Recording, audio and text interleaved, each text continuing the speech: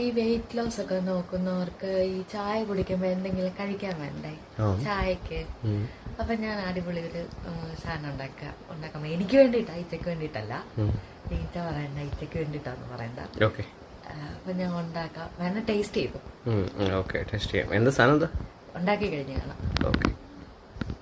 അപ്പോൾ ആദ്യം തന്നെ നമ്മൾ എഗ്ഗ് എടുത്തിട്ടുണ്ട്, അത് നടുവേ ഒന്ന് കട്ട് ചെയ്തു. അതിലേക്ക് നമ്മൾ ചേർക്കുന്നത് കുറച്ച് കുരുമുളക് പൊടിയും ലേശം ഉപ്പുമാണ്. അതൊന്ന് മിക്സ് ചെയ്തെടുത്തിട്ട് മുട്ടയെല്ലാം ഒന്ന് എടുത്തതിൻ്റെ അകത്തോട്ട് നമ്മൾ സ്പ്രെഡ് ചെയ്ത് കൊടുത്തു.